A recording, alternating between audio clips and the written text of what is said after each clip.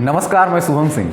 आज की वीडियो में पढ़ेंगे हम लोग क्लास 12th ज्योग्राफी का फर्स्ट चैप्टर, जिसका नाम है मानव भूगोल, प्रकृति एवं विषय क्षेत्र। इसको जितना जल्दी हो सके उतना जल्दी हम लोग खत्म करने की कोशिश करेंगे, ठीक है। इसका नोट्स आप लोग को मिल जाएगा, ठीक है। तो सबसे पहले हम लोग को इस चैप्टर में पढ़ना है कि भूगोल किसे कहते हैं। तो बहुत जगह इसका डिफिनेशन देखने को मिलता है कि पृथ्वी के बाहरी स्वरूप का अध्ययन और पृथ्वी के आंतरिक स्वरूप का अध्ययन भूगोल कहलाता है। तो उससे अच्छा हम लोग यहाँ पे डिफिनेशन बनाए क्या कि पृथ्वी के संपूर्ण अध्ययन भूगोल कहलाता है। जब हम लोग इसका बाहरी स्वरूप का अध्ययन करेंगे, फिर आंतरिक करेंगे, उससे अच्छा संपूर्ण कर लेते हैं, तो पृथ्वी का संपूर्ण अध्ययन क्या कहलाता है? फिर से बोलोगे सब कोई कि बताओ भूगोल किसे कहते हैं? तो पृथ्वी का पूर्ण अध्ययन भूगोल कहलाता है। बहुत बढ़िया। अब भूगोल को इंग्लिश में क्या बोलते हैं? जियोग्राफी बोलते हैं। क्या बोलते हैं? जियोग्राफी। अब ये जो जियोग्राफी है वह दो शब्दों से मिलकर बना है। कितने शब्दों से मिलकर बना है?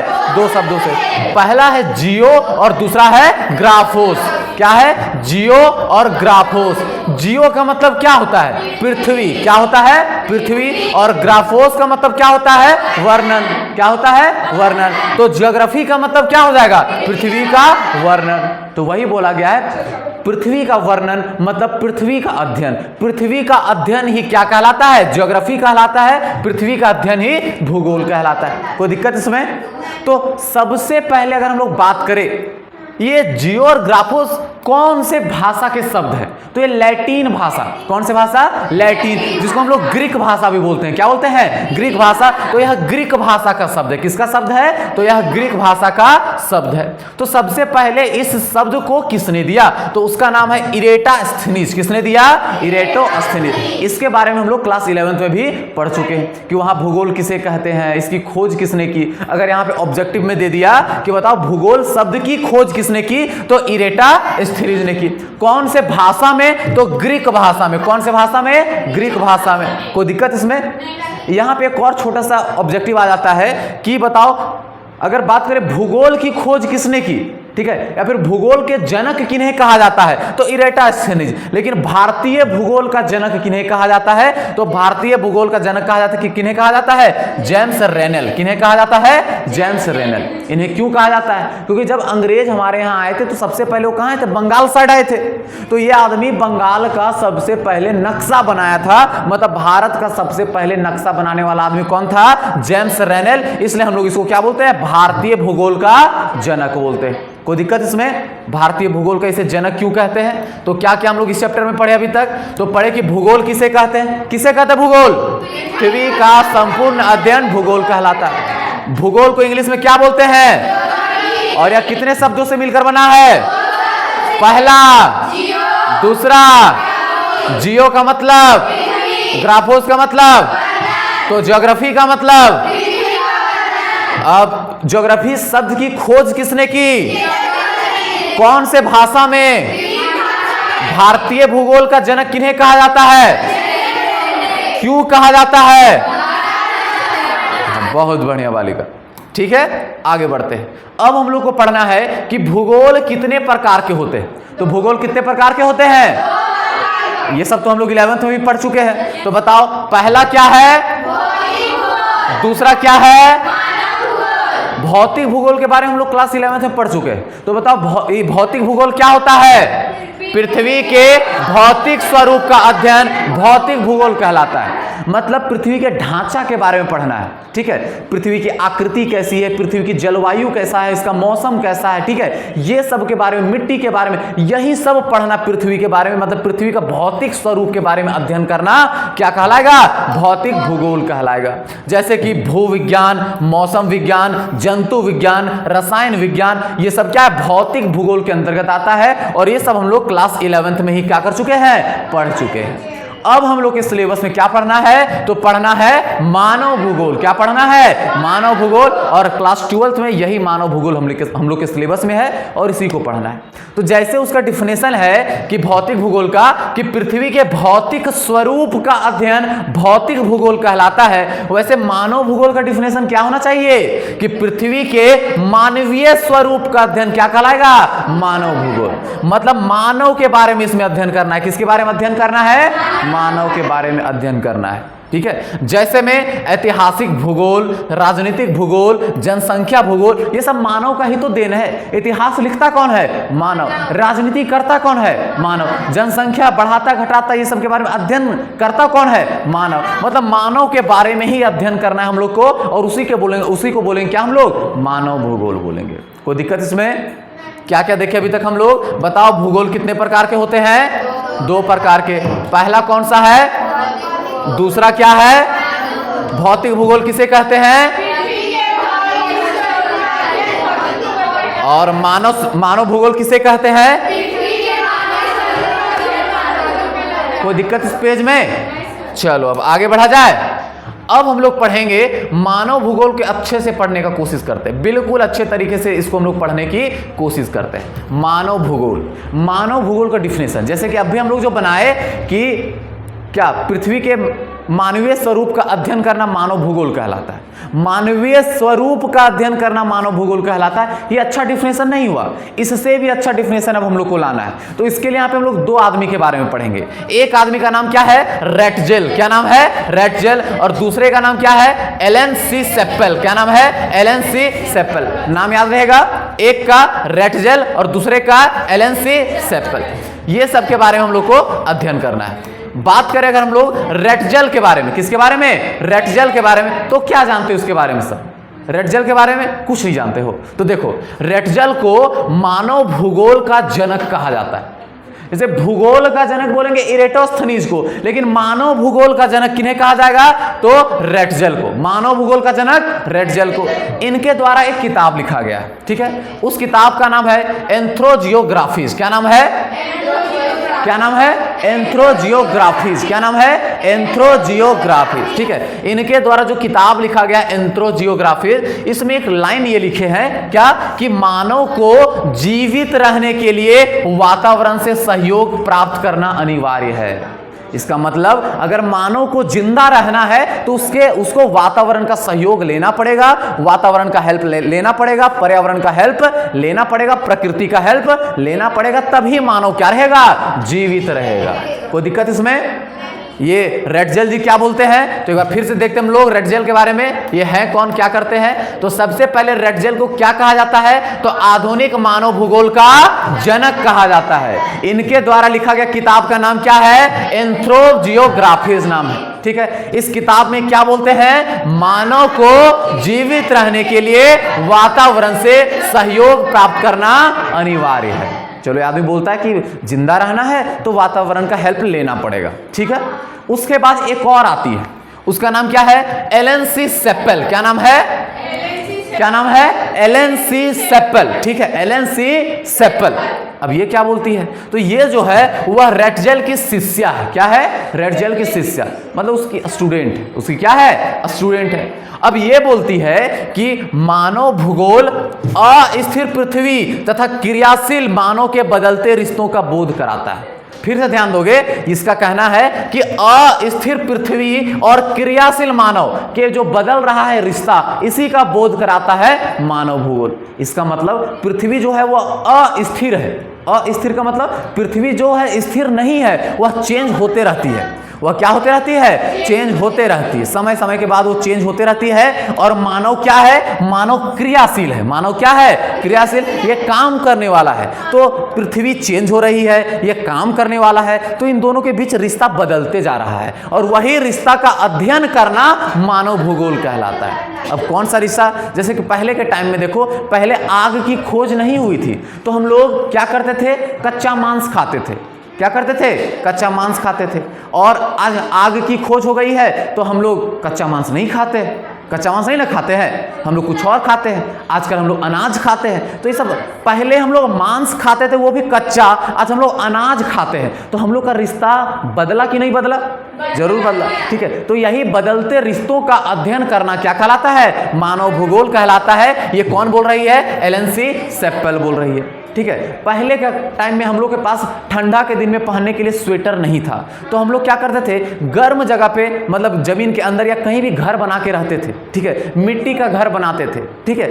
अब के टाइम में क्या हो गया? हमारे पास पहनने के लिए स्वेटर वेटर सब कुछ है, तो अब हम लोग नॉर्मल रहते, कोई दिक्कत नहीं। मतलब जो हमारा रिश्ता बदल रहा है ना प्रकृति के साथ, वही है सबसे बड़ा चीज। आई बात समझ में? पहले के टाइम में क्या होता था कि पानी गिरा तभी खेती करेंगे, अब के टाइम में पानी गिरे या ना गिरे हम लोग खेती कर लेते हैं। तो रिश्ता हमारा बदल गया है, रिश्ता क्या हो गया है? बदल गया है। तो यही बदलते रिश्तों का अध्ययन करना क्या कहलाता है? मानव भूगोल कहलाता है। ये बोल कौन रही है? तो ये बोल रही है एलन सी सेप्पल। एलन सी सेप्पल। अच्छा, सेप्पल मतलब चप्पल। सेलन मतलब क्या होता है? चप्पल। बहुत बढ़िया। एलन सी सेप्पल, एलन सी चप्पल, ये ऐसे बोल के याद रखोगे। इसका नाम क्या है? चप्पल। क्या नाम है? चप्पल। पहले के टाइम में देखो हम लोग चप्पल नहीं पहनते थे तो हम लोग का पैर क्या था? खदखुरा रहा करता था, मजबूत रहा करता था। आज हम लोग चप्पल पहन रहे हैं तो हमारा पैर क्या हो गया है? मुलायम हो गया है, नाजुक हो गया है। तो रिश्ता हम लोग का बदल गया प्रकृति के साथ। पहले हम लोग खाली पैर कहीं भी चल देते थे, अब नहीं चल पाते। आई बात समझ में? सी वाणी। हाँ चलो ठीक है। तो बताओ ये दोनों में कोई दिक्कत? अब देखो रेटजल के बारे में जब हम लोग देखें, रेटजल बोलता है कि मानव को जीवित रहने के लिए पर्यावरण का सहयोग लेना होगा, और यह बोलती है कि अस्थिर पृथ्वी और क्रियाशील मानव के बीच जो रिश्ता बदल रहा है उसी का अध्ययन भूगोल कहलाता है। ये बोल रही है। तो इन दोनों को मिला करके एक हम लोग अपना अलग सा डिफिनेशन बनवाए। क्या बनाए हैं कि मानव भूगोल किसे कहते हैं? तो पर्यावरण और मानव के बीच संबंधों का अध्ययन क्या कहलाता है? मानव भूगोल कहलाता है।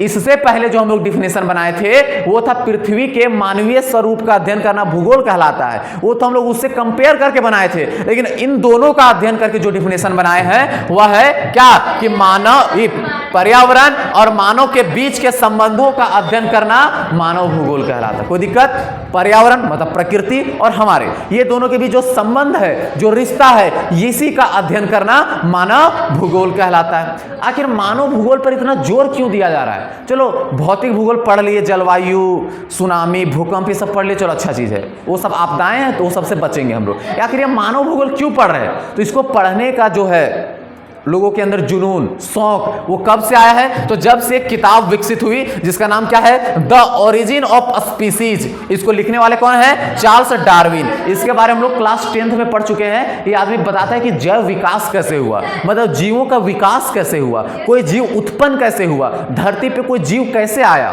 ठीक है, तो ये उसके बारे में इस किताब में बताते हैं। और इस किताब के प्रकाशित होने के बाद ही मानव भूगोल पर जोर दिया गया कि आखिर मानव शुरू में क्या था, अब क्या है, अब इसका रिश्ता क्या है प्रकृति के साथ। ठीक है, प्रकृति में क्या क्या छेड़छाड़ कर रहा है। ठीक है, तो द ओरिजिन ऑफ स्पीसीज जो कि प्रकाशित हुई थी कब? तो 1859 ईस्वी में हुई थी। इसको लिखने वाले कौन है? Charles Darwin. इन्हीं के किताब के माध्यम से लोगों में शौक आ गया कि चलो हम लोग मानव भूगोल का भी अध्ययन करेंगे। तो बताओ इस स्लाइड में कोई दिक्कत किसी को? क्या क्या देखे अभी तक हम लोग? तो देखिए रेटजल क्या बोलता है? रेटजल को बोलते हैं, क्या बोलते हैं? आधुनिक मानव भूगोल का जनक बोलते हैं। ठीक है, ये इसका जो किताब लिखा हुआ है एंथ्रोप जियोग्राफीज, इसमें बोलता है मानव को जीवित रहने के लिए वातावरण का सहयोग लेना अनिवार्य है। इसी के एक शिष्या है जिसका नाम क्या है? एलन सी चप्पल। चप्पल ना, एलन सी चप्पल। ठीक है, जो कि रेटजल की शिष्या, ये बोलती है कि मानव भूगोल किसे बोल देंगे? तो अस्थिर पृथ्वी और क्रियाशील मानव के बीच बदलते रिश्तों का अध्ययन करना मानव भूगोल कहलाता है। इन दोनों को मिला के हम लोग का अपना अलग डिफिनेशन बना, क्या? कि पर्यावरण और मानव के बीच संबंधों का अध्ययन करना मानव भूगोल कहलाता है। ये हुआ कब से? तो द ओरिजिन ऑफ स्पीसीज जो किताब है, जो छापा गया किनके द्वारा? चार्ल्स डार्विन द्वारा। कब? 1869 ईस्वी में। तब से लोगों में शौक आया कि अब हम लोग मानव भूगोल का अध्ययन करेंगे। अब बताओ मानव भूगोल में कोई दिक्कत? कोई दिक्कत नहीं ना? आगे बढ़ते हम लोग।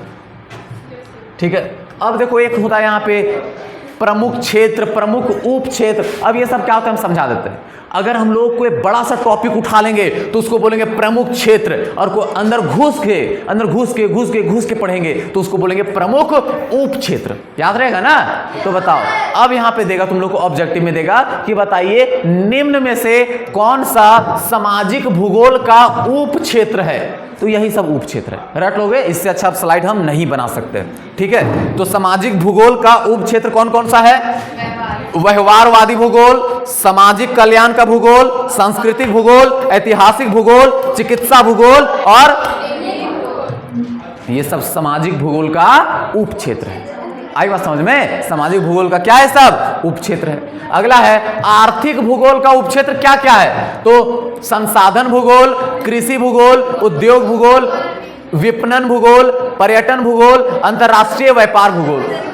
अरे आर्थिक भूगोल में हम लोग पैसे के बारे में पढ़ेंगे, तो ये सब देख लो पैसे का ही कोई ना कोई उपाय लग रहा है। ठीक है, बोलो कृषि करो, संसाधन का उपयोग करो, विपणन करो, पर्यटन करो, अंतर्राष्ट्रीय व्यापार करो, कुछ भी करो, उद्योग करो, ये सब हमारा पैसे का ही कुछ मामला लग रहा है। तो यहाँ देगा आर्थिक भूगोल का उप क्षेत्र कौन कौन सा है, तो इसको सबको क्या कर लोगे, रट लोगे। ठीक है, उसके बाद देगा कि राजनीतिक भूगोल का उपक्षेत्र कौन कौन सा है, तो निर्वाचन भूगोल और सैन्य भूगोल। कोई दिक्कत इसमें नहीं। और उसके बाद यहाँ पे एक और क्वेश्चन देगा। क्या क्वेश्चन देगा, निम्न में से कौन सा मानव भूगोल के प्रमुख क्षेत्र हैं, प्रमुख क्षेत्र हैं। तो ये सब सबको याद करना पड़ेगा कि मानव भूगोल के प्रमुख क्षेत्र कौन से हैं, तो सामाजिक भूगोल, उसके बाद आर्थिक भूगोल, फिर क्या पड़ता है, राजनीतिक भूगोल, जनसंख्या भूगोल, आवास भूगोल, नगरीय भूगोल, ये सब क्या है, तो मानव भूगोल का प्रमुख क्षेत्र है। और इधर वाला मानव भूगोल का उप प्रमुख क्षेत्र है। कोई दिक्कत इसमें, चलो इसको सब क्लियर कर लोगे, अच्छे से लिख लोगे। ठीक है, अब आगे बढ़ते हैं हम लोग। अब आता है लोगों का विचारधारा। अब बड़े बड़े विद्वान सामने आते हैं, बड़े बड़े क्या आएंगे, विद्वान सामने आएंगे। कोई बोलेगा कि मानव भूगोल ये है, कोई बोलेगा मानव भूगोल वो है। जैसे कि देखो रेटजेल क्या बोल रहा था कि जिंदा रहना है तो वातावरण का सहयोग लेना होगा। जो फिर उसकी जो शिष्या आई, क्या नाम था उसका, एलेंसी चप्पल जो थी, वो क्या बोलती है कि अस्थिर पृथ्वी और क्रियाशील मानव के बीच जो रिश्ता बदल रहा है उसी का अध्ययन करना मानव भूगोल कहलाता है। ऐसे ऐसे बहुत से लोग आते हैं और अपना विचार क्या करते हैं, लोगों के सामने व्यक्त करते हैं। अब विचार व्यक्त करेंगे लोग तो फिर मतभेद तो होगा ही। तो लोगों के विचारधारा के आधार पे, लोगों की सोच के आधार पे मानव भूगोल को कितने भागों में बांट के रखा गया है, तो 3 भागों में। ठीक है, कितने भागों में, 3 भागों में। तो एक बार हम लोग देखते हैं मानव भूगोल की विचारधारा। विचारधारा का मतलब क्या होता है, लोगों का सोच। तो वही लिखा है कि अलग अलग वैज्ञानिकों को मानव भूगोल को देखने के नजरिए को, मानव भूगोल मतलब समझोगे बालिका, इधर इधर इधर इधर, हाँ चलो इधर ध्यान दोगे कि मानव भूगोल के विचारधारा का मतलब क्या होता है कि अलग अलग वैज्ञानिकों के मानव भूगोल को देखने के नजरिए को ही क्या कहते हैं, मानव भूगोल का विचारधारा कहते हैं। कि आखिर अलग अलग वैज्ञानिक मानव भूगोल को किस नजरिए से देख रहे हैं, उसी को बोलेंगे मानव भूगोल की क्या बोलेंगे, विचारधारा बोलेंगे। तो मानव भूगोल की प्रमुख कितनी विचारधाराएं हैं, 3। कितनी है, 3। पहला क्या है, दूसरा, तीसरा, कोई दिक्कत इसमें, हाँ बहुत बढ़िया। बताओ मानव भूगोल की कितनी विचारधाराएं, 3। पहला नीतिवाद, दूसरा, तीसरा। हम ऊपर से एक बार यहाँ पे बताने का कोशिश करते हैं, उसके बाद हम लोग इसको अगले स्लाइड में अच्छे से देखने का कोशिश करेंगे। तो सबसे पहले यहाँ सबको ध्यान दोगे, नियतिवाद। नियतिवाद का मतलब होता है, नियति मतलब जानते हो, नो सर। नियति का मतलब होता है जो होगा देखा जाएगा, सब कुछ नियति का खेल है। ऐसे करके बोलते कि नहीं बोलते हैं, मतलब सब कुछ भगवान का खेल है, हम लोग के हाथ में कुछ नहीं है। मतलब नियतिवाद का मतलब है कि इसमें लोग बोल रहे हैं कि नियतिवाद मतलब पर्यावरण, प्रकृति ताकतवर है। क्या है, प्रकृति ताकतवर है, सब कुछ प्रकृति है, हम लोग उसके सामने कीड़ा मकोड़ा है। हम लोग क्या उसके सामने, कीड़ा मकोड़ा। लेकिन संभववाद का मतलब है नहीं नहीं नहीं, हर चीज संभव है। यहाँ पे प्रकृति हम लोग के सामने कुछ नहीं है, सारा कुछ हम लोग हैं, यही है संभववाद। और नव निश्चयवाद का मतलब होता है ऐसा नहीं है, ना वो हमारे सामने कीड़ा मकोड़ा है और ना हम उसके सामने कीड़ा मकोड़ा है। ठीक है, अगर हम लोग को अच्छे से रहना है तो मिल के रहना होगा, यही बोल रहा है कौन, नव निश्चयवाद। ठीक है, क्या बोल रहा है, यही बोल रहा है कि अगर हम लोग को अच्छे से रहना है तो मिल के रहना होगा। अब कोई दिक्कत, अब बताओ मानव भूगोल की कितनी विचारधाराएं, 3। पहला, दूसरा, तीसरा। चलो बहुत बढ़िया। अब हम लोग क्या करेंगे, एक एक करके सभी के बारे में जानने की कोशिश करेंगे और चैप्टर का द एंड करेंगे। ठीक है, तो सबसे पहले यहाँ पे नियतिवाद का अध्ययन करते हैं। किसका अध्ययन करते हैं, नियतिवाद। बताओ क्या लिखा हुआ है, तो इस विचारधारा के अनुसार मनुष्य की सभी क्रियाकलापों को पर्यावरण द्वारा नियंत्रित किया जाता है। मतलब इसके अनुसार कहना है कि मानव जो भी काम करे उसको कंट्रोल कौन कर रहा है, प्रकृति। मतलब मानव यहाँ पे कठपुतली जैसा है और उसको नचाने वाला कौन है, प्रकृति, पर्यावरण। यही इसको क्या कर रही है, कंट्रोल कर रही है। हम लोग प्रकृति के सामने कुछ नहीं है। यही बोल रहा है कि मानव की सभी क्रियाकलापों को पर्यावरण द्वारा नियंत्रित किया जाता है। उसके बाद इसमें मानव को एक निष्क्रिय कारक समझा जाता है जो पर्यावरणीय कारकों से प्रभावित होता है। इसका मतलब इसमें मानव क्या है, निष्क्रिय है, उसके पास कोई पावर नहीं है और वो क्या करता है, पर्यावरण पर ही पूर्ण रूप से डिपेंड रहता है। जो है प्रकृति है, उसके सिवा हम लोग कुछ नहीं है। वही बोल रहा है कि मानव इसमें क्या है, निष्क्रिय प्राणी है, ठीक है, और वह पर्यावरण पर डिपेंड है, ठीक है। जैसे कि यहां पे समझने की कोशिश करते हैं हम लोग आदिवासियों की प्रकृति पर निर्भरता। अगर आदिवासी लोग पानी नहीं गिरे तो जंगल में वो लोग, जो नदी है वहां पे पानी आएगा नहीं। जब नदी में पानी नहीं आएगा तो लोग मछली कहां से पकड़ेगा, तो उनकी आजीविका खत्म। पानी नहीं गिरेगा तो खेती कैसे होगा, उनकी आजीविका खत्म। मतलब खेती करना है तो पानी गिरना होगा, और पानी गिरना नहीं गिरना ये कौन तय करता है, तो यह प्रकृति तय करती है। तो मतलब ले दे के उन लोग प्रकृति के ऊपर ही डिपेंड है। पानी गिरेगा तभी खेती करेंगे, नहीं गिरेगा तो नहीं करेंगे, ठीक है। तो वही बोल रहा है कि इसमें मानव एक निष्क्रिय प्राणी है और वह पर्यावरणीय कारकों पर ही निर्भर रहता है और पर्यावरणीय कारकों से ही प्रभावित करते हैं, ठीक है। अगला है किसानों की जलवायु पर निर्भरता।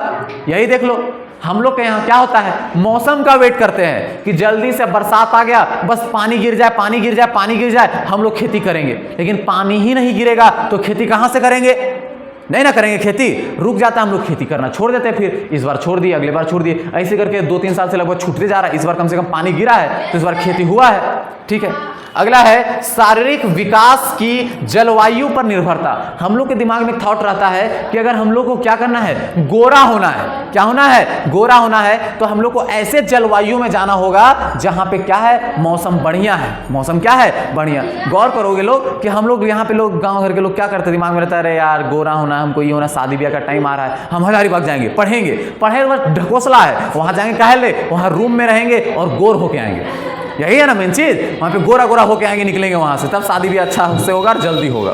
और मम्मी लोगों को पूछेगा बेटी क्या करती है, बेटी हजारीबाग में पढ़ती है, कहाँ पढ़ती है, नहीं पढ़ती, कुछ पता होता नहीं है, ठीक है, बस बेटी पढ़ती है, ठीक है। तो वहां पे शारीरिक विकास के लिए जलवायु पर निर्भरता। गौर करेंगे अगर हम लोग तो ये यूरोप वाले लोग लंबे लंबे होते हैं, क्या होते हैं, लंबे लंबे लोग, और भारत वाले लोग क्या होते हैं, नाटे नाटे होते हैं, क्या होते हैं, नाटे नाटे। तो मीडियम होते हैं, हम लोग से भी छोटा छोटा कोई है, हाँ बिल्कुल है, छोटा छोटा। यहाँ है ना, चीन वाले लोग हैं ना, चीन वाले, ठीक है, यहाँ वाले लोग पूरा सफेद सफेद होता है, हम लोग सावला सावला होते हैं, और अफ्रीका वाले लोग काला काला होता है, ठीक है। ये सब है जलवायु पर निर्भरता, कोई दिक्कत इसमें। अब इस नियतिवाद को देने वाले कौन है, कौन बोला कि प्रकृति ही सब कुछ है, हम लोग उसके सामने कुछ नहीं है। बोलने वाला कौन कौन है, तो बोलने वाला है रटजेल, रीटर, हम्बोल्ट, हटिंगटन।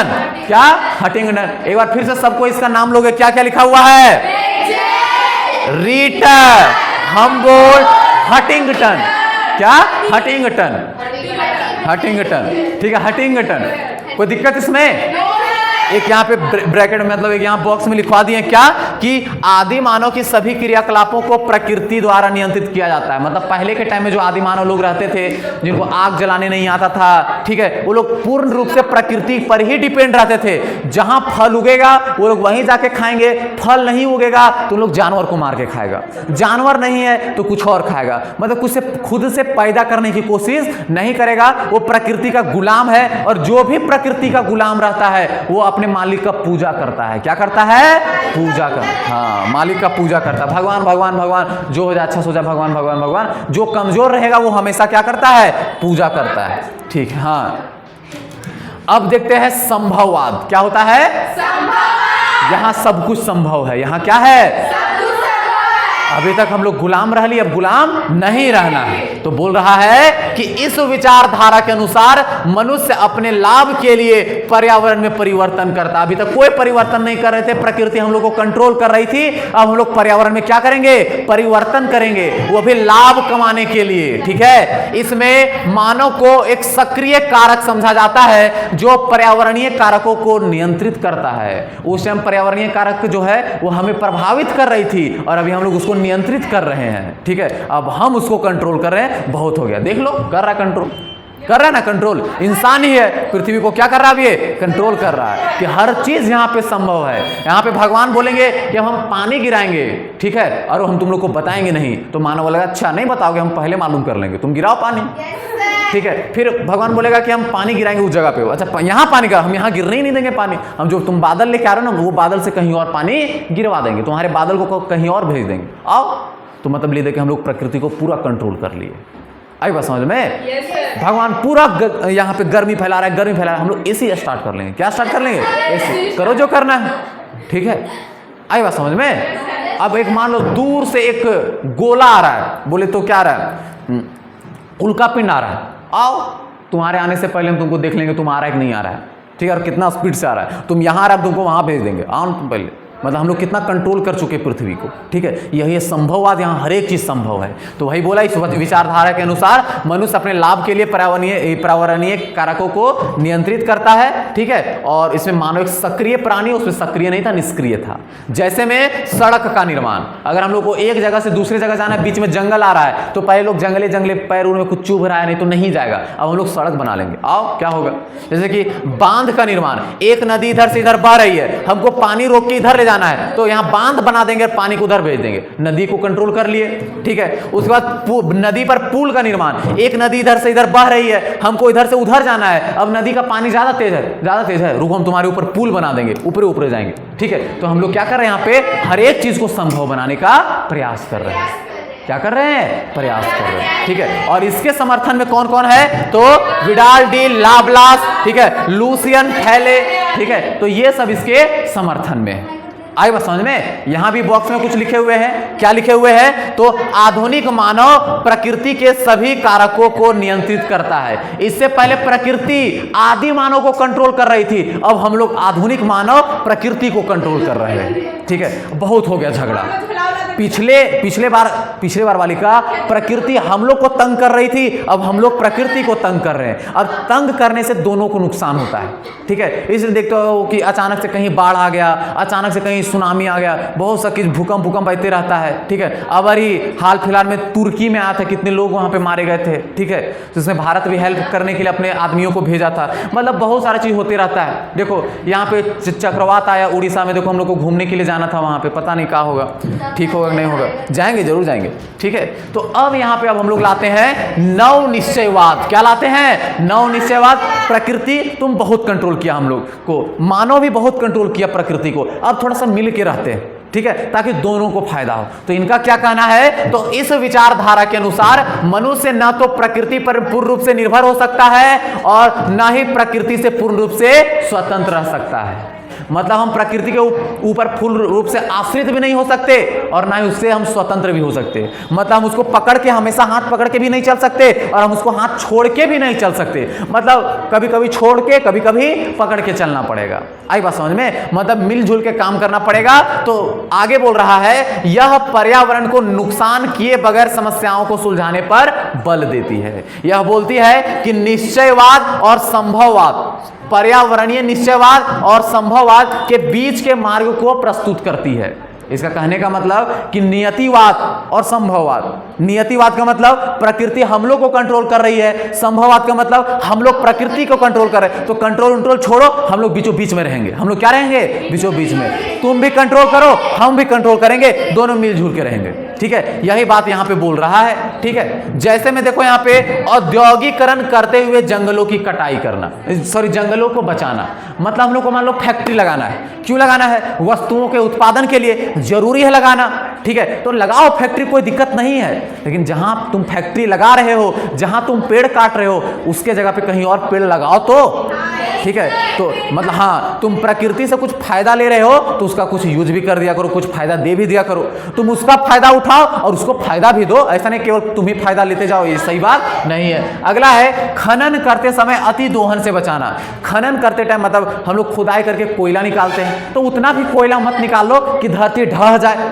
देखो ना धनबाद में क्या होता है, कोयला में आग लग गया है नीचे जमीन के अंदर, अब अंदर आग लग गया तो धरती गर्म रहती है, कहीं कहीं अचानक धरती धंस जाता है, कितने लोगों का घर धंस जाता है, कितना गांव वहां पे छोड़ के लोग भाग गए हैं अपने अपने गांव। ये सब गलत बात है, हम लोग को ध्यान रखना चाहिए सब चीज़ों का, ठीक है। और यहाँ पे ठेकेदार लोग क्या करता है कि जैसे कि अगर ये जमीन है, ठीक है, तो जमीन के अंदर खुदाई किया और यहाँ से सारा कोयला वोयला निकाल लिया तो ये जगह तो खंडर हो गया यहाँ पे, ठीक है। तो यहाँ पे सरकार बोलती है कि इस जगह पे बालू भर दो, कुछ भर दो, मिट्टी उट्टी कुछ भर दो यहाँ पे, लेकिन वो लोग क्या करते हैं, यहाँ तक भरते हैं, इसका मुंह बंद कर देते हैं और दिखाते देखिए हम पैक कर दिए हैं। क्या कर दिए हैं? पैक। और अंदर तो खाली है। लेकिन जब बरसात का मौसम आता है तो पानी के कारण जब मिट्टी ये गिल्ला होता है तो अचानक से धरती ढह जाती है। अब बताओ इसके ऊपर जो गांव लोग रह रहे थे उन लोग का क्या होगा?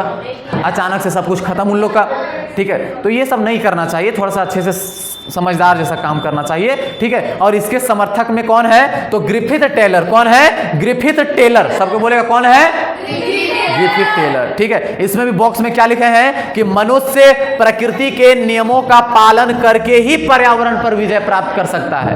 पर्यावरण का जो नियम है उसका तुम पालन करो तभी तुम उसके ऊपर विजय प्राप्त कर सकते हो, नहीं तो नहीं कर पाओगे, ठीक है। तो बताओ इसमें कोई दिक्कत? ये बीच का मार्ग को प्रस्तुत करता है, ठीक है। तो अभी तक जो हम लोग तीन चीज यहां पे देखे, क्या क्या देखे?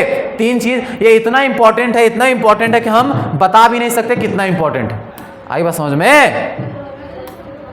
चलो तो एक बार फिर से हम बात कर लेते हैं यहां पे इनके बारे में। तो बताओ नियतिवाद में क्या होता है? ताकतवर कौन रहता है? प्रकृति। कमजोर कौन रहता है?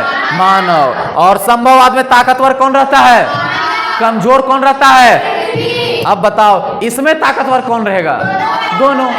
ताकतवर का बातें नहीं, इसमें मिल के रहना है। आई बात समझ में? चलो ठीक है बालिका, हम लोग आगे बढ़ते हैं। इस चैप्टर में देखो एक टॉपिक यहां पे देखने को मिला, पूछना चाहिए था तुम लोग को ये क्या है। टॉपिक है बालिका, ध्यान देगी, पर्यावरणीय निश्चयवाद।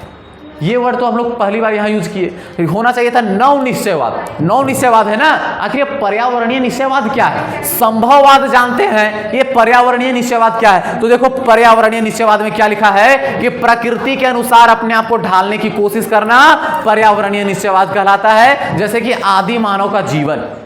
पर्यावरणीय निश्चयवाद का मतलब होता है नियतिवाद। क्या होता है? याद रहेगा ना, नियतिवाद और पर्यावरणीय निश्चयवाद दोनों क्या है? एक ही है। इस बात को सबको याद रखोगे, ठीक है मोनिका?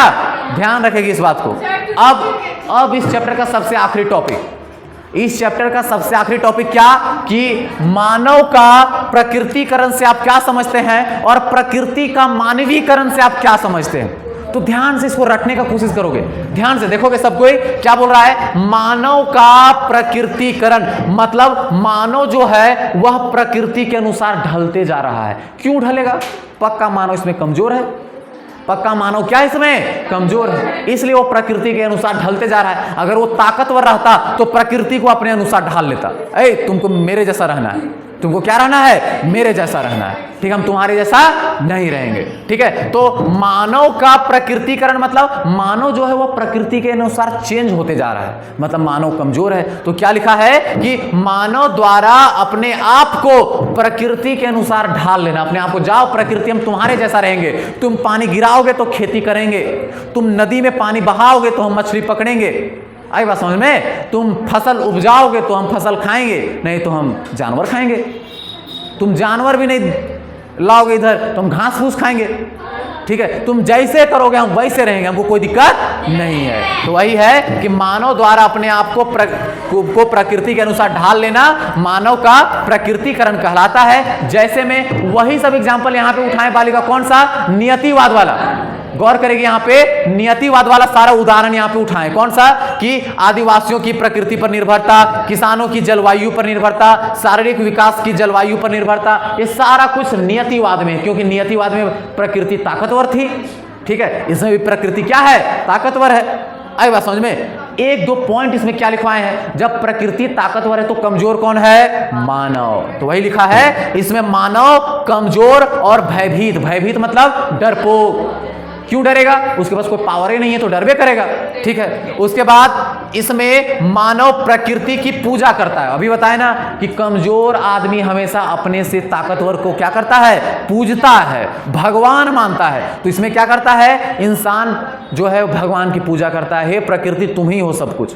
आई बात समझ में? तुम ही हो सब कुछ, तुम्हारे सामने हम लोग कुछ नहीं है। तो वही बोल रहा है इसमें मानव कमजोर है, भयभीत है और वह प्रकृति की क्या करता है? पूजा करता है। ठीक है, इसमें मानव पूर्ण रूप से प्रकृति पर निर्भर करता है, मतलब सीधा डिपेंड है प्रकृति के ऊपर। तुम जो करोगे वही हम करेंगे। जैसे नहीं बोलते हैं कि अरे भगवान यही चाहते थे, भगवान जैसे कोई मर जाता है क्या करेगा? भगवान यही चाहते थे। क्यों बोल रहा है इसे? और जान रहे हम कुछ कर नहीं पाएंगे, मर गया तो मर गया, उसको जिंदा कर नहीं सकते, तो बोल रहा है भगवान यही चाहते थे। अगर वही मानव मरे हुए इंसान को जिंदा करने का ताकत रखता अपने में, तो ये लाइन कभी नहीं बोलता कि भगवान यही चाहते थे। वो बोला कुछ नहीं चाहते थे, हम कर लेंगे। ठीक आई बात समझ में? मतलब मानव इसमें कमजोर है, भयभीत है, भगवान की पूजा, ये प्रकृति की पूजा कर रहा है और प्रकृति पर पूर्ण रूप से डिपेंड है, जैसे कि आदि मानव का जीवन।